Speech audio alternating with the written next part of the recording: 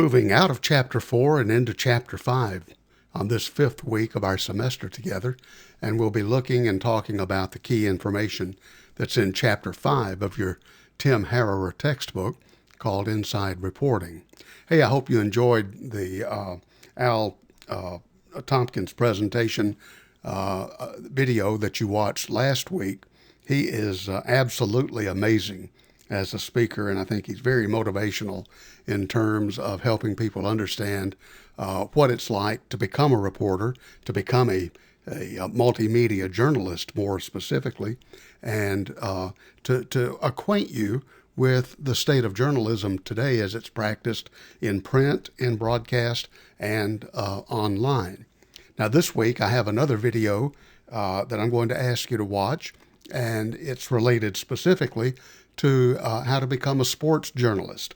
And I know that every semester we have people in class who are interested in breaking into that aspect of journalism. So this is a shorter video. It's about 28 minutes, and I think it's one that you will enjoy. Now, as we begin Chapter 5, let me start with this preface that you have your news story writing assignment that's coming to you very soon. Check the Moodle calendar for the due date on that, please.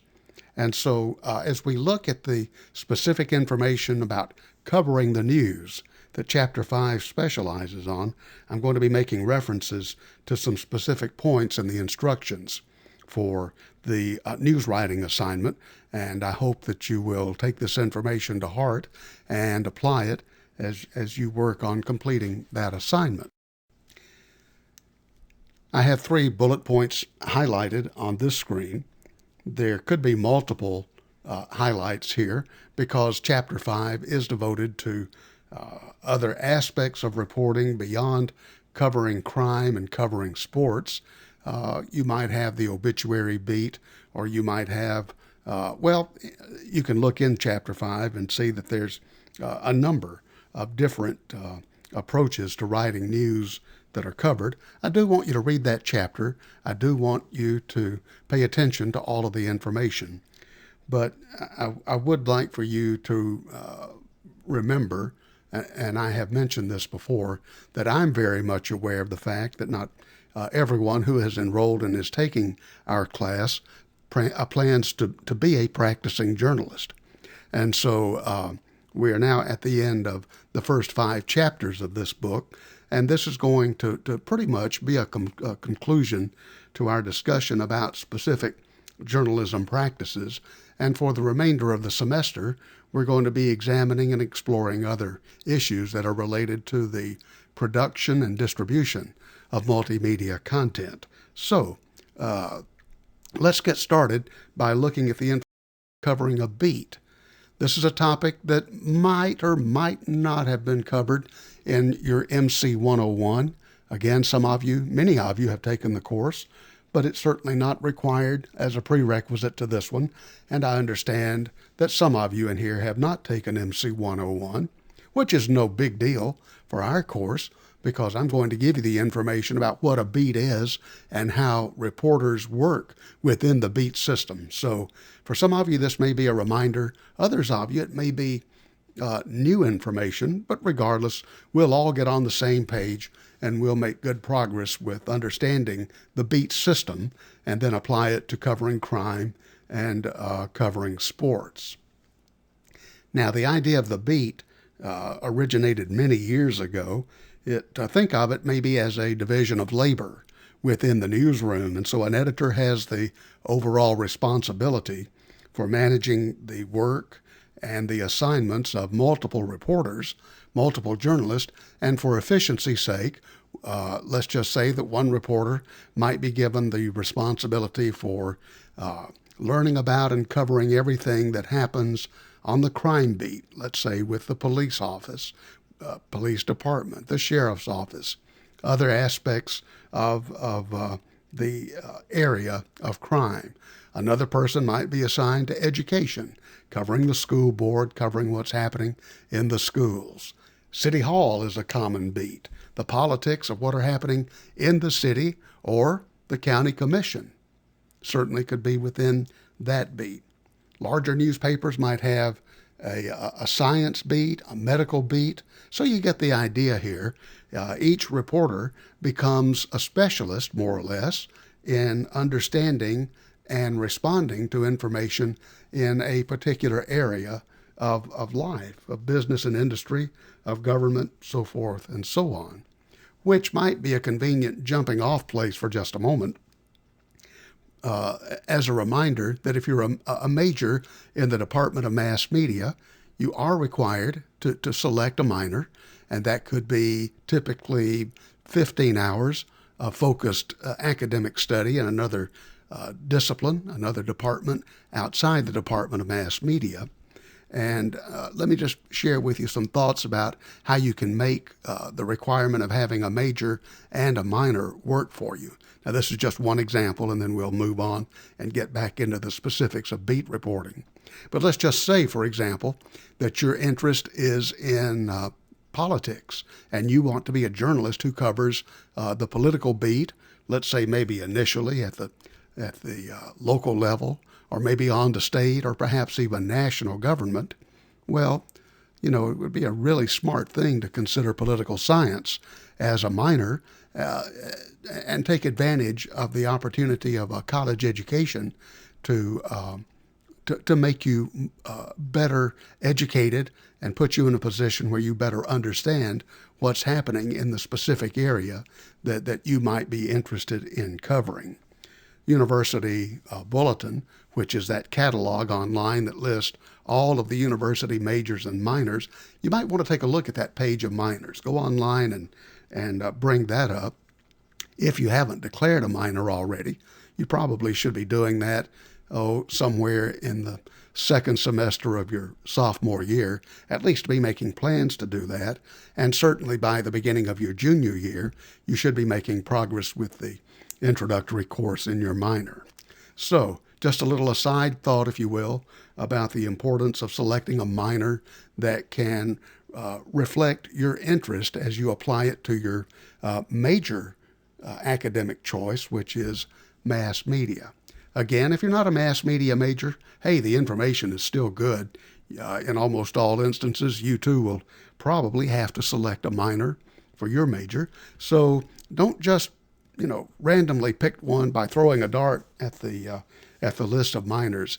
Be especially careful to think ahead to what you want your profession to be, and then choose a minor that's relevant and can support and lift you up in the career that you have chosen.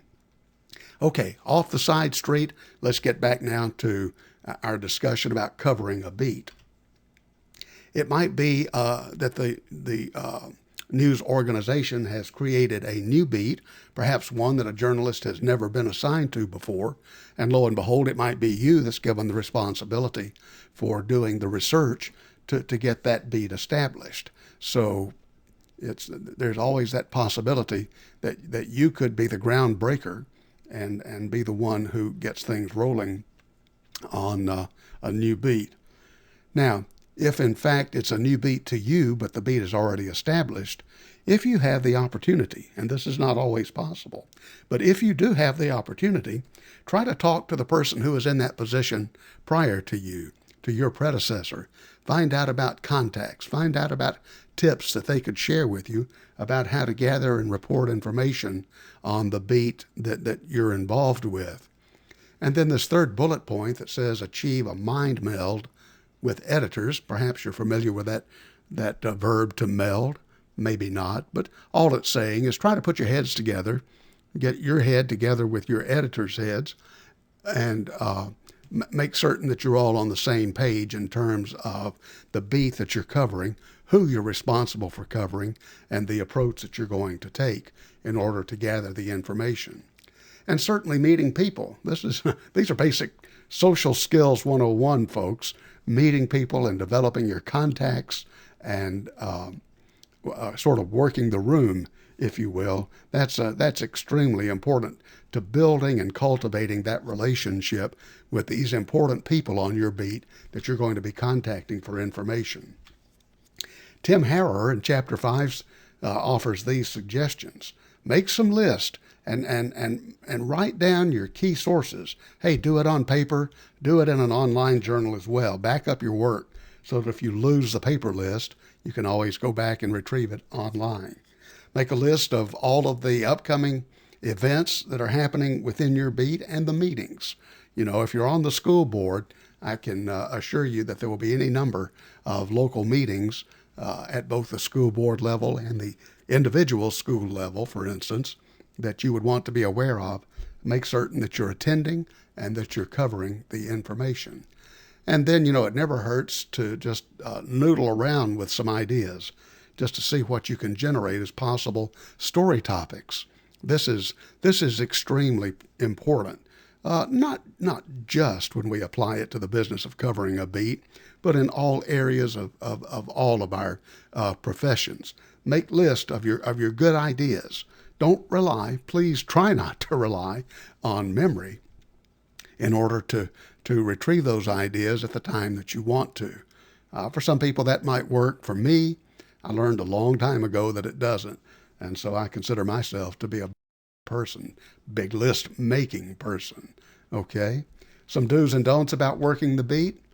Well, Tim Harrower says, and we start with a don't here, don't get too cozy with the people that you cover.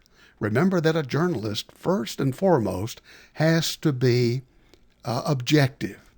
And the more familiar that you become, familiar in a social type setting with the people that you're covering, the less objective that you can be in reporting factually and accurately the information. How about this? Follow the money. Now, in some beats, this might become more important than other, but in so many aspects of life, somewhere or other along the way, finances enter the picture. And many times you can develop leads and begin to put a story into context simply by following the money that is associated with the organization. Don't get used.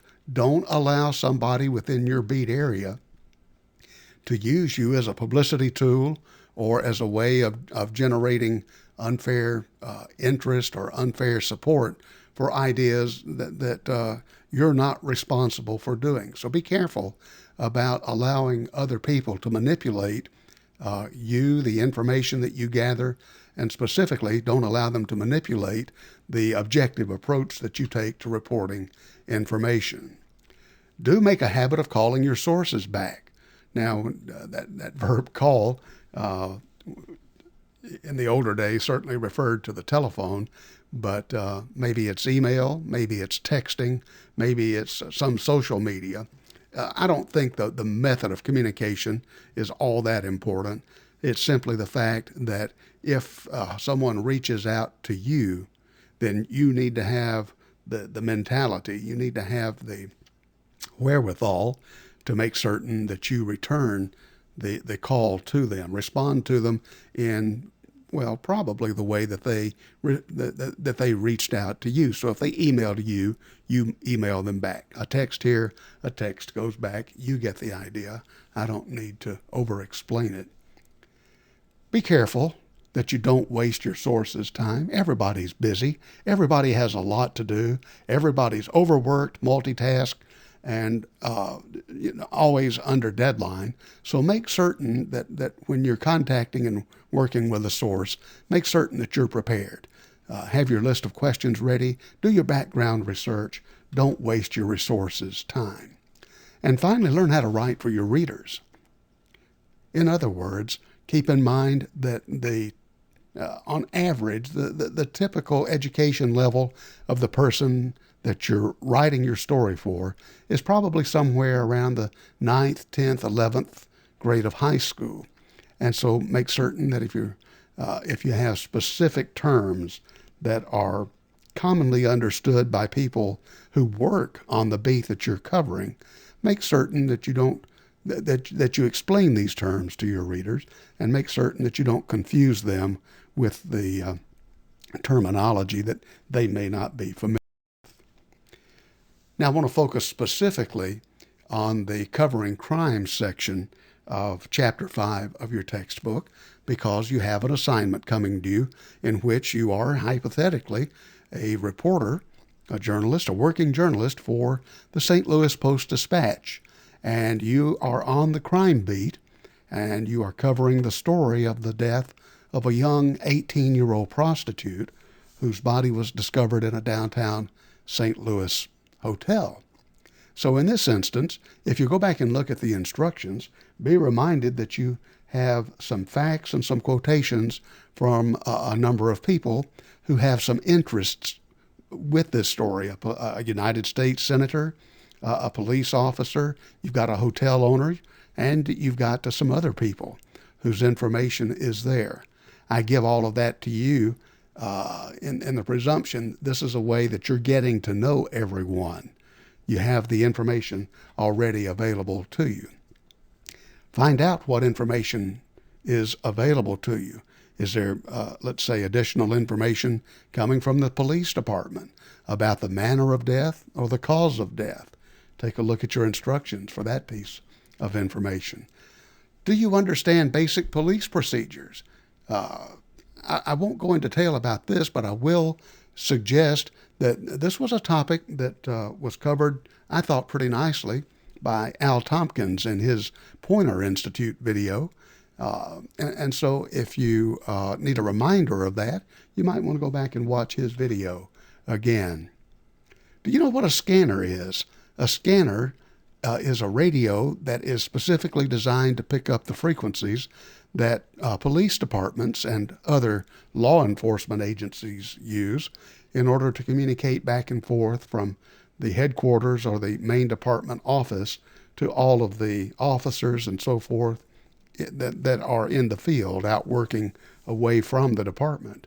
And there are dedicated devices, dedicated radios that you can purchase, called scanners.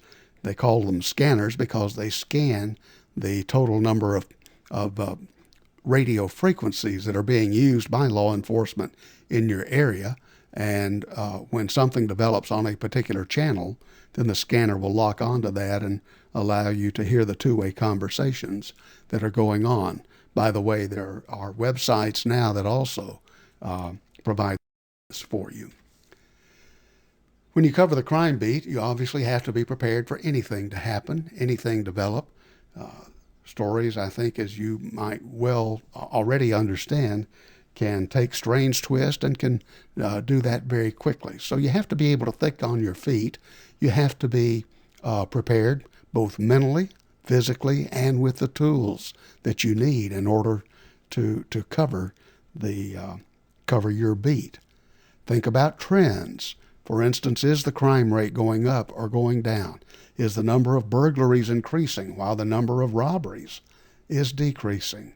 Homicides. Are these violent acts of crime, are they on the rise?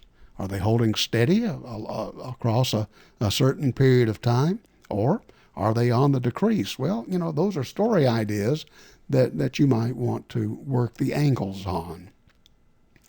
Crime stories convey the human drama. Okay? You scan around cable TV or satellite TV, and one of the things you'll find nowadays is there's no shortage of TV programs that are covering true criminal stories. And I think one of the reasons that they're so popular is that the producers of these shows have developed ways to really bring out the human drama in the storytelling. Well, we're talking more about print journalism and newspapering than we are a cable television program, but nonetheless, when you can insert the human drama into the story that you're writing, there's a much better chance that you're going to engage the reader and that you're going to hold their attention.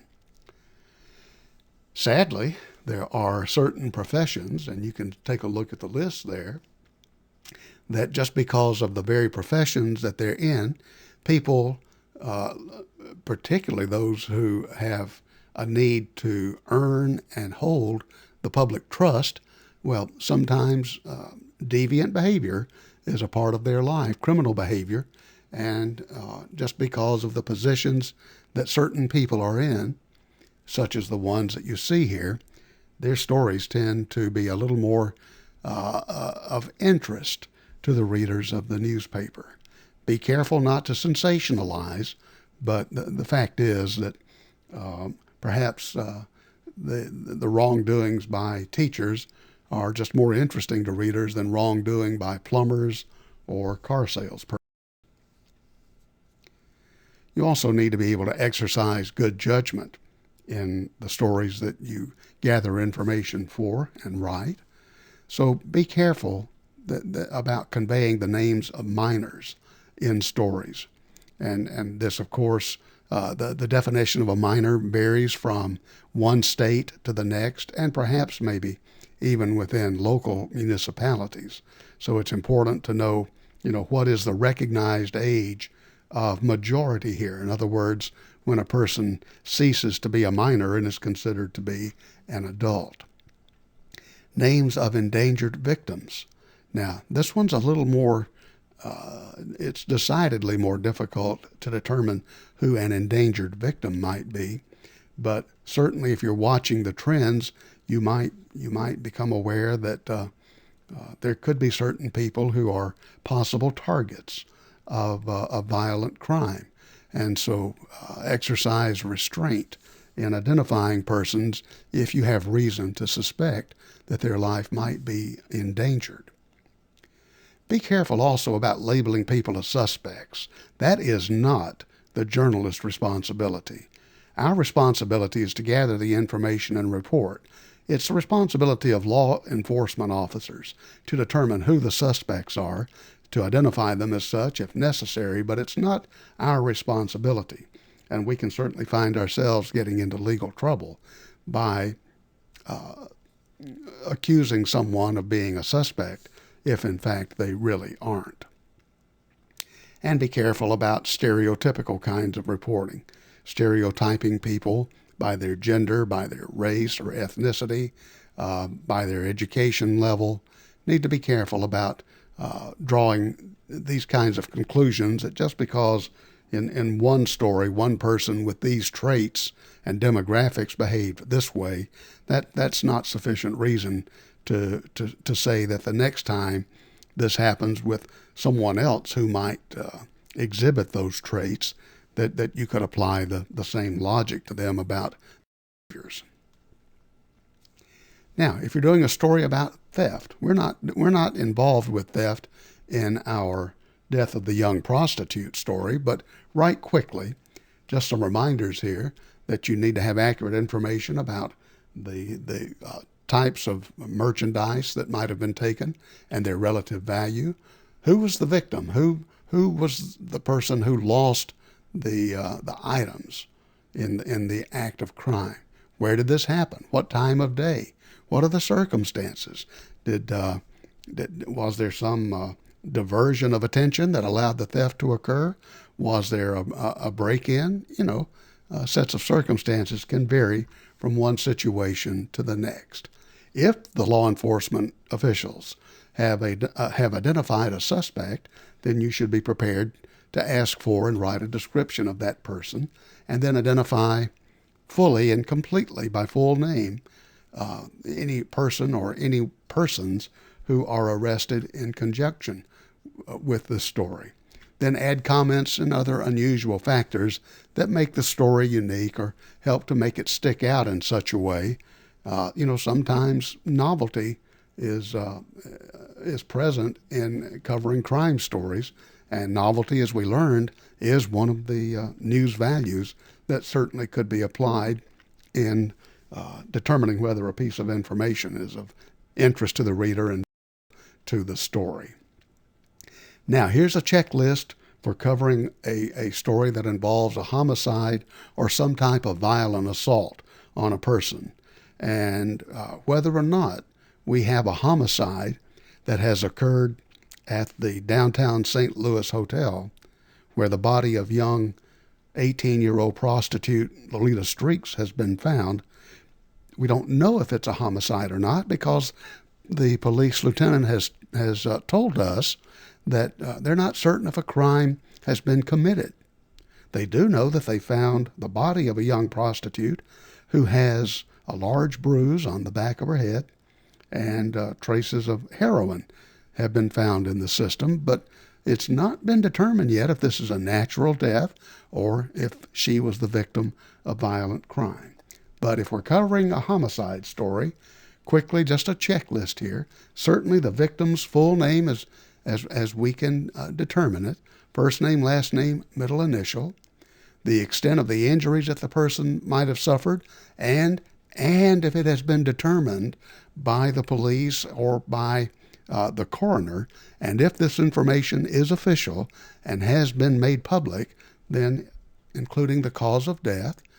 Certainly people need to know the location of where the violent crime or the activity occurred, time of day, the circumstances under which it occurred, and if we have a suspect that has been identified, include a description of that person.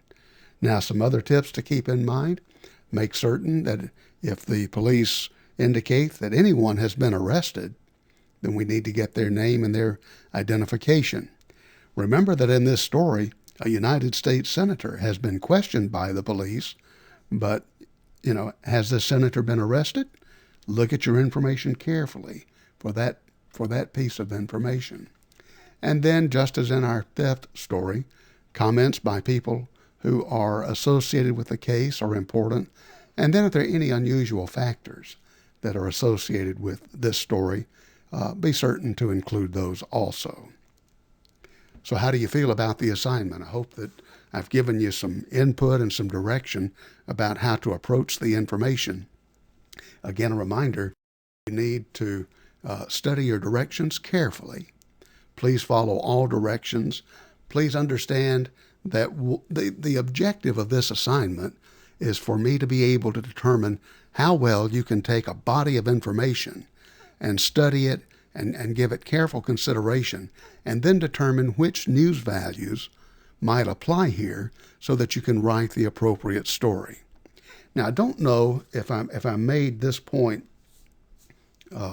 very dramatically back in Chapter 2 when we were talking news values, but please don't misunderstand what I'm saying.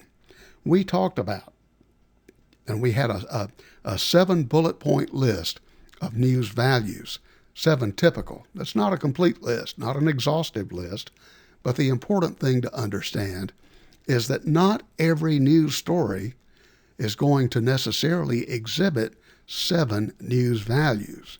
In fact, probably the vast majority don't exhibit more than 2 or 3 news values. So don't try to make every one of those in the bullet point list try to fit somewhere within the story. Not necessary. Take 1 or 2 of the most important based on the information that you have and apply that in such a way that you write a news story using the inverted pyramid form of story construction so that lead sentence tells the reader the single most important piece of information about what has happened. Think about that very carefully. Weigh all of the information, all of the facts, and then say, okay, this is the single most important piece, and I'm going to put this piece of information in my lead sentence, and then I'm going to further develop it in my lead paragraph. And then every paragraph that follows underneath that, written according to the inverted pyramid model of construction, you're going to have important information, but in every successive paragraph, the information is not as important as that preceded it. Okay? And just a final comment, please double check your work, proofread it carefully. Don't rely on your spell checker to capture all of your errors, particularly those, in the instance of where certain words can have 2 different forms of spelling, and maybe you use the wrong form. The past tense of lead, L-E-A-D, is led, L-E-D, not L-E-A-D. But a spell checker won't catch an issue like that.